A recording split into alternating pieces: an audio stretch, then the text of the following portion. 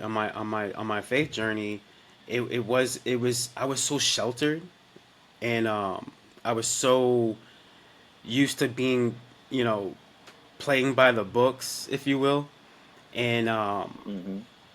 it came to a point where I wanted to kind of experience the world in a different way, if you know what I mean. And Hmm. so, Yeah. yeah, like long story short, I ended up experiencing the world kind of like how, kind of like the prodigal son. I wouldn't say exactly like Okay. that because I didn't have like an inheritance and blow it, but I had that prodigal living, you know what I mean? Just kind of Yeah. experiencing. Yeah. And then so that was like the foundation, if you will, of why I started to transform and get back to God, because I realized now I have a family and I wanted to get back to God, to do what's right in His eyes. Hmm.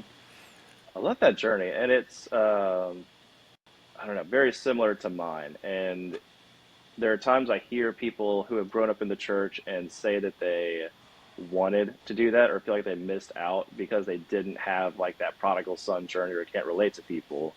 But I'm sure, I don't know if you would agree, but it's almost better that you don't, because you realize once you go through that door and you realize everything that's on the other side as far as temptations and whatnot, you realize that it's all there and it doesn't just go away once you come back to Christ. You're still going to have to now deal with the fact that you know it's on the other side of that door, and you can go and do it if you want, and you know what it feels like. And it almost creates even more of a temptation as a believer, because now you have to wrestle with the fact that there is something that does feel good, but there is also this saving grace and the peace that comes with Christ on the other side. Yeah, yeah, I agree. I But agree. yeah, so nice. And so you was there any sort of moment that I guess made you realize you needed to come back to the church, or was it just like a gradual, the Lord tugging on your heart? So yeah, I was gonna get into that, but so I was dibbling dabbling. I was basically living a second life, two different, like a second life. So I know I needed God. Like it's so crazy because like even when I was doing that prodigal living and in the world, while I was smoking and drinking, I would still bring God into the equation. It's so weird. Like, it was the strangest Hmm. thing, right? And so I felt a tug on my heart to get back into church when it got so bad where I almost lost my family. Like I literally got so destroyed because of my flesh, my temptations. I literally just was just acting rebellious. Acting like I had no self Hmm. control, which is not the fruit of the spirit, by the way. So just you know what I mean. So I was Yeah. just on a path where I knew if I didn't make a change, that my life will never be the same, but it'll be for the worst, right? And so 2017, I finally realized I'm like, you know what? I got to stop playing church. Like, what am I doing with my life? Like, I'm wondering why relationships aren't working out. I'm wondering why certain career paths weren't working out. I'm wondering why things weren't working out. Although I still fed my flesh and I still was pleased, I wasn't satisfied. There's emptiness. There's a void. And so God was like, listen, just come back to me. I just felt him saying, like, just come back to me, come back. So in 2017, I got baptized. And from that point on, it was a year where God was still working on me. It was almost like you ever see like a sculpture, like what's it called? Like a potter, what's the word I'm looking for? Yeah. You know what I mean? Like a craftsman Yeah. basically Yeah. molding. Like throw it. You know what I mean? And he was just still working on me for that year. So I still had some things that needed to get out of me, as far as like drinking and stuff like that. And then so 2018 is when I finally made a decision. All right, I'm done with everything, and yeah, man, it was so as far as like gradual change, I would say gradual, but it was more so I was at a point of like if I don't make a change right now, I'm gonna be like my family's going to be so disappointed in me, and not only that, God's gonna be disappointed in me. So Yeah. So were you in the church like while you were going through this phase? That's the thing. I wasn't as Oh, okay.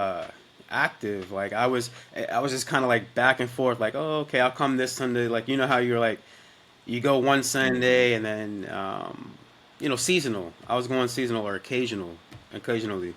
Yeah. Is So it the Creaster kind of thing? Like we only go on Christmas and Easter? yeah, Easter, Christmas, New Year's. So I wasn't really active, and I think what another pivotal point for me is when I started serving. When I started to serve for my Mm. church, that's when doors started to open up for me. I started to serve for the media team at my church, and when I started to get connected to like life groups, that's when started things started to shift for me because I'm like, man, how is this family be able to live this type of way? And I had to figure it out. I'm like, all right, they're connected to God. That's the missing part. Like the reason why I'm not where I want to be Mm. right now, or my family's not where we want to be, is because we're not connected to God as much. And how do you get connected to God? You gotta serve. You know what I mean? So Yeah, man. I love that story. And it's, I don't know. It just is so similar, I think, to a lot of people's stories where you almost have the realization that life with Christ is better than obviously life without Christ as a Christian. But you realize that not only is life more fulfilling in a spiritual way, but you don't need the things of this world to make your life more entertaining. exactly, exactly. Because that's what And I was so, like, worried about. was Yeah. yeah, go ahead.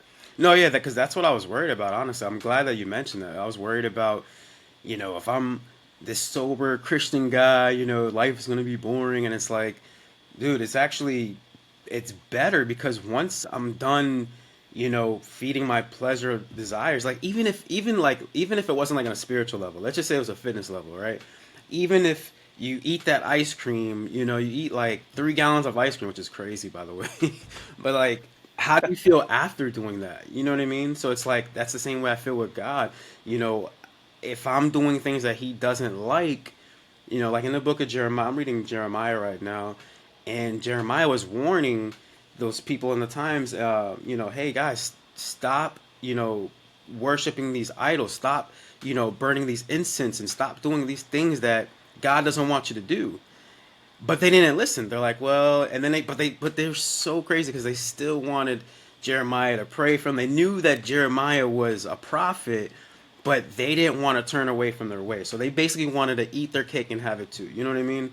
And for me, I'm like, Hmm. I realized that I'm like, you know what, God, I'm sorry. I surrender. I surrender. I'm tired of hiding from you. I'm tired of doing these things that I know is not good. It's not producing good fruit, right? Because now I'm Yeah. not showing love for my family. I'm not showing self control. I'm not having patience because I'm impatient. Now I'm sitting here vaping. You know what I mean? So it's just like Hmm. it was a big gap, and I had to close the gap by getting closer to God.